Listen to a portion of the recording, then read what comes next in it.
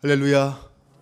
오늘도 우리와 함께 하신 하나님이 우리를 지키시고 우리의 삶의 자리에서 선한 길로 인도해 주실 줄로 믿습니다.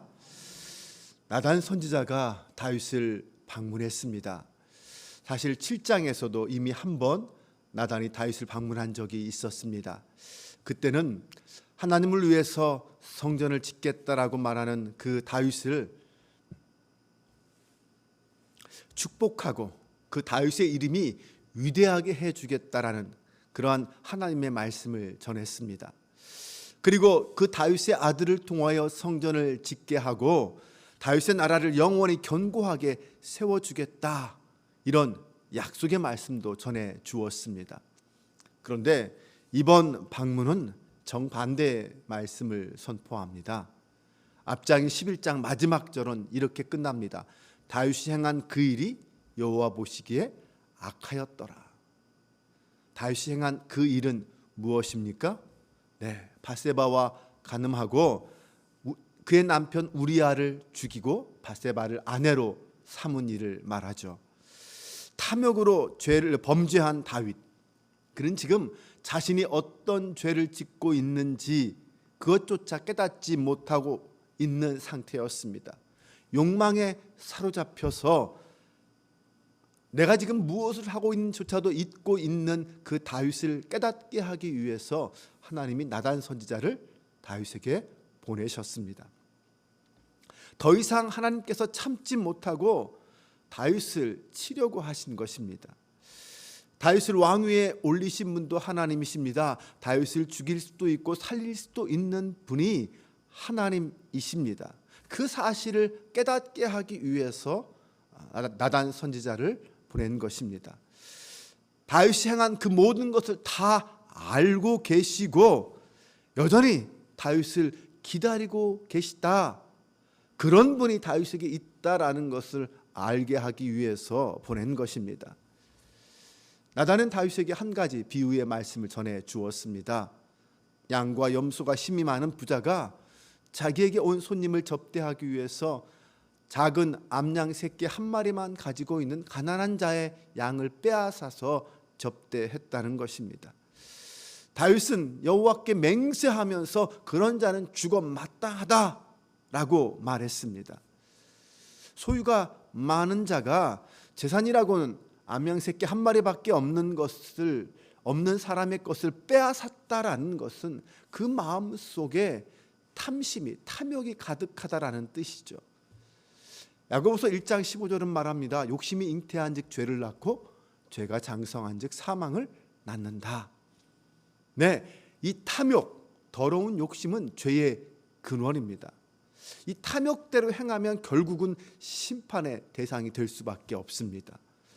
모든 죄의 근원은 욕심이라고 성경은 말합니다.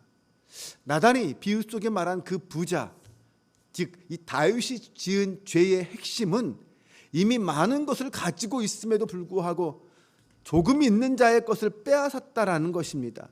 이미 자기가 있는 것에 대하여 자족하고 감사하지 못하고 이 탐욕의 지배를 받았다는 것이죠. 결국 다른 사람의 것을 빼앗기까지 하는 죄를 짓게 된 것입니다. 정말 이 탐욕은 죄의 근원입니다. 그리고 결국 그 죄는 우리에게 죽음을 가져다 줄 것입니다. 나단이 다윗에게 한 비유는 오늘 우리에게도 그대로 적용될 수 있습니다. 하나님은 성도가 탐욕의 지배를 받는 것을 원하지 않으십니다. 우리 안에도 그런 욕심이 없을까요? 당연히 있죠. 그런데 우리의 죄 가운데 숨어 있는 그런 탐욕이라는 것이, 더러운 욕심들이 드러나서 그것을 회개하게 하고 그것을 경계하게 하는 것이 하나님의 뜻입니다. 깨닫게 하는 것, 이것이 하나님의 은혜라는 것입니다. 지금 내가 어떤 죄를 짓고 있는지 직시하게 만드는 것이 하나님의 은혜입니다. 오늘날은 모든 것이 다 풍족한 시대죠. 그럼에도 불구하고 사람들은 어떻습니까? 끊임없이 이 부에 대한 욕심을 품습니다. 부만이 아니죠. 명예에 대한 욕심, 권력에 대한 욕심을 사람들은 갖고 있습니다. 더 큰 것, 더 많은 것, 더 좋은 것을 끊임없이 추구하는 것이 오늘 이 시대 우리들의 모습입니다. 저와 여러분은 어떨까요? 우리는 부에 대해서 어떤 태도를 갖고 있습니까? 지금 내가 누리고 있는 것에 대하여 하나님 앞에 감사하며 자족하고 있습니까? 아니면 이미 넉넉하게 누리고 있음에도 불구하고 더 큰 욕심을 부리며 오히려 남의 것까지 빼앗으려는 욕심조차 서슴지 않고 있습니까? 오늘 주님이 이 비유를 통하여 우리에게 주시는 하나님의 뜻을 배울 수 있어야 합니다. 나단은 가난한 자의 그 작은 것 하나까지 빼앗은 부자가 바로 다윗 당신이다 라고 말합니다. 당신이 그 사람이라. 오늘 이 말씀은 우리는 나에게 그대로 말씀을 받아야 합니다. 당신이 바로 그 사람이다. 그가 바로 나다 라고 생각할 수 있어야 합니다. 다윗의 눈은 탐욕으로 어두워져서 아무것도 보지 못하고 있습니다. 자신이 지금 어디에 서 있는지, 자신의 영적 상태가 어떤지, 지금 나와 하나님과의 관계가 어떤 상태인지 전혀 보지도 못하고 알지도 못하고 있습니다. 하나님이 다윗을 사랑하셔서 그를 택하여 주셨고 사울의 손에서 지켜주셨고 마침내 이스라엘의 왕이 되게 해주셨습니다. 그런 하나님의 은혜와 사랑을 넉넉히 받았음에도 불구하고 우리아를 죽이고 그의 아내를 빼앗은 것은 하나님의 말씀을 업신여겼기 때문이다 라고 지적받고 있습니다. 네, 다윗의 죄의 본질은 그가 무엇을 어떻게 했다라는 것이 문제가 아니라 하나님을 업신여겼다라는 것입니다. 네, 우리는 이런저런 일을 다양하게 할 수 있습니다. 이런저런 죄도 저지를 수 있습니다. 그런데 하나님을 업신여긴 죄는 저지르지 말아야 합니다. 지금 다윗은 그가 무엇을 했다라는 것 이전에 그의 죄의 본질은 하나님을 업신여겼다라는 것입니다. 다윗을 세우시고 여기까지 인도하신 그 하나님을 업신여겼습니다. 하나님을 욕되게 했다라는 것이죠. 지금까지 다윗에게 행한 하나님의 모든 일들이 헛되게 만든 것입니다. 다윗을 사랑하고 다윗을 귀하게 여기고 그를 축복하고 그를 이스라엘의 왕까지 세운 그 하나님의 수고와 사랑을 헛되게 만든 것입니다. 다윗은 지금 자신을 세우신 하나님을 욕되게 했습니다. 인간의 모든 죄의 근원은 그 모든 은사와 구원을 주신 하나님의 말씀을 업신여기는 것부터 시작됩니다. 더 이상 하나님이 필요 없다라고 교만에 빠지는 순간 우리는 바로 다윗과 같은 상태가 될 것입니다. 하나님이 주신 그 은혜라는 것을 잊어버리고 모든 것이 내 것이라고 내 힘으로 얻었다라고 생각하게 될 것입니다. 그 순간 우리는 이 탐욕이라는 죄에서 벗어날 수 없습니다. 그러면서 하나님을 업신여기게 될 겁니다. 그러므로 우리는 무엇보다 언제나 먼저 하나님이 내게 베풀어 주신 은혜를 기억해야 합니다. 은혜를 잊지 않는 것이 가장 중요합니다. 에덴 동산에서부터 시작된 그 사탄의 인간을 타락시키기 위한 전략은 하나님을 째째하고 편협한 분으로 보게 만드는 것이었습니다. 우리에게 하나님을 모함하는 거예요. 너가 아는 하나님, 너가 믿는 하나님이 얼마나 째째하고 편협한 분인지 아느냐라는 것입니다. 그렇게 하나님을 모함한 다음에 하나님 없이도 나는 내 힘으로 살 수 있다, 내 마음대로 이 땅을 살아도 된다라고 생각하게 만드는 것입니다. 하지만 우리는 기억해야 합니다. 우리는 하나님의 은혜 없이는 단 하루도 살 수 없는 존재입니다. 우리 스스로를 그렇게 하나님 앞에 규정 지어야 합니다.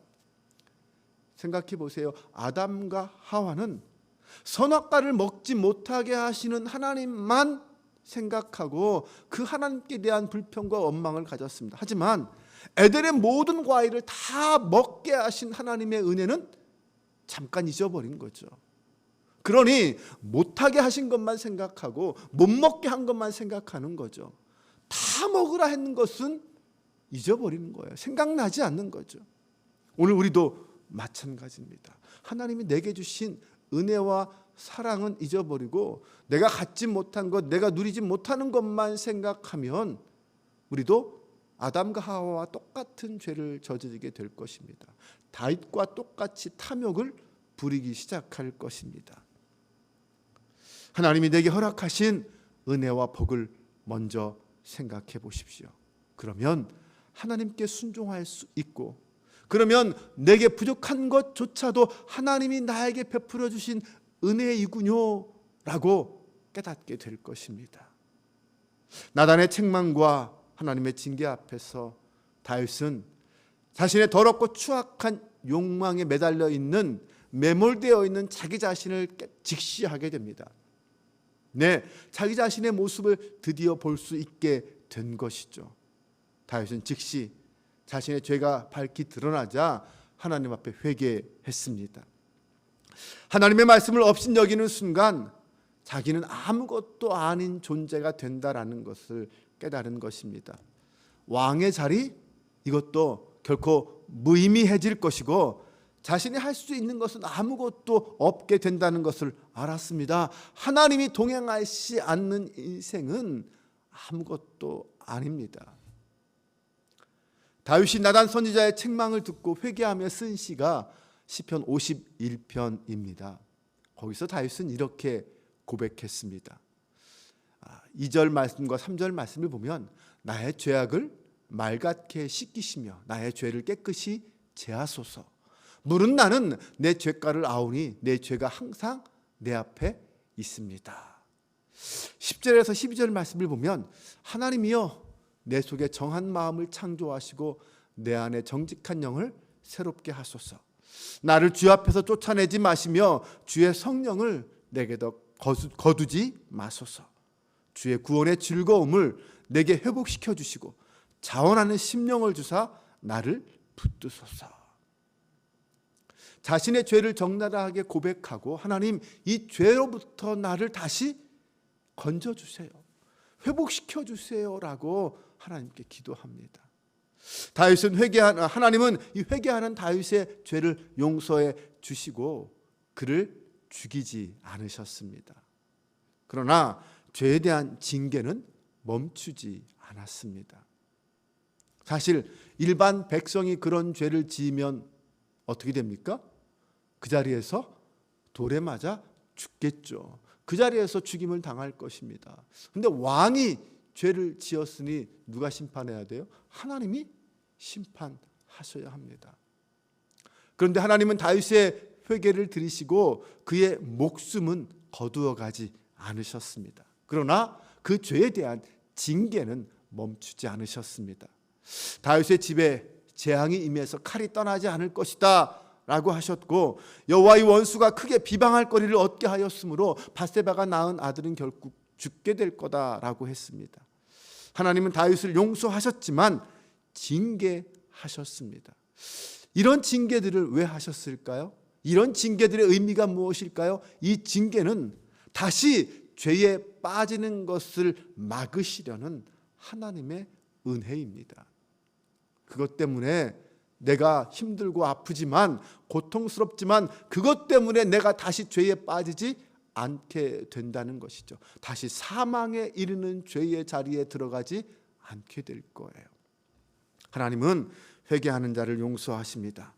다윗은 자신의 맹세처럼 죽음 마땅한 죄를 지었지만 하나님은 그를 용서해 주시고 그의 형벌을 면제해 주셨습니다. 이 하나님의 풍성한 은혜를 생각할 때 회개하기에 늦은 때는 이미 아직 없다라는 걸 알아야 합니다. 지금이라도 회개할 때 하나님은 그런 우리를 긍휼히 여겨주시고 우리를 용서해 주실 것입니다. 하나님은 사랑으로 징계해 주십니다. 다윗을 향한 징계가 다윗의 죄의 대가이지만 다윗이 미워서 그런 건 아니라는 것입니다. 다윗을 사랑하기 때문에. 하나님은 모든 죄를 용서하시지만 우리로 하여금 그 죄에 대한 책임은 짓게 하십니다. 하나님은 우리가 다시 죄에 빠지지 않게 하시기 위해서 경계하시고 징계하십니다. 그것이 오히려 우리를 죄에서 끌어내어 거룩함에 이르게 하는 하나님의 사랑입니다. 하나님의 은혜다라는 것을 알아야 합니다. 많은 성도들이 하나님에 대해서 이런 오해를 합니다. 내 죄가 너무 커서, 너무 크고 더러워서 하나님은 결코 나 같은 사람을 용서하지 않을 거야, 이렇게 생각하는 거죠. 아닙니다. 하나님은 다윗같이 살인도 하고 간음한 사람을 용서해 주셨습니다. 또 이런 오해를 합니다. 징계와 형벌을 오해할 수 있습니다. 하나님이 우리에게 형벌을 내리시면 이 세상에 살아남을 사람은 한 사람도 없습니다. 죄의 싹은 사망입니다. 우리가 받을 형벌을 그래서 하나님께서는 예수님에게 다 지우셨고, 그 예수님이 십자가에서 그 모든 형벌을 다 담당하셨습니다. 우리는 징계와 형벌을 구분할 수 있어야 합니다. 징계는 죄를 기억하고 그 죄의 대가를 묻는 것이 아니라, 사랑하는 자녀가 그 죄로부터 빠져나와서 거룩함으로 나아갈 수 있도록 인도하는 하나님의 사랑의 또 다른 표현입니다. 죄를 지었다고 해서 그래서 하나님을 포기하지 마십시오. 하나님은 우리가 지은 죄 때문에 우리를 버리지 않으십니다. 오히려 우리를 회개하게 하고 거룩한 자리로 우리를 이끌어 가십니다. 이 하나님의 사랑과 은혜를 경험하고 그 사랑을 고백하며 하나님 앞에 나아가는 저와 여러분 되시기를 주님의 이름으로 축원합니다. 기도합니다. 하나님, 다윗의 모습 속에서 오늘 우리의 모습을 봅니다. 죄인 줄도 모르고 욕망에 사로잡혀 살아가는 우리의 모습 속에 하나님은 얼마나 안타까워하셨을까요? 말씀 속에서 깨닫게 하시고 진정한 회개의 자리로 나아가는 저희가 되게 하여 주옵소서.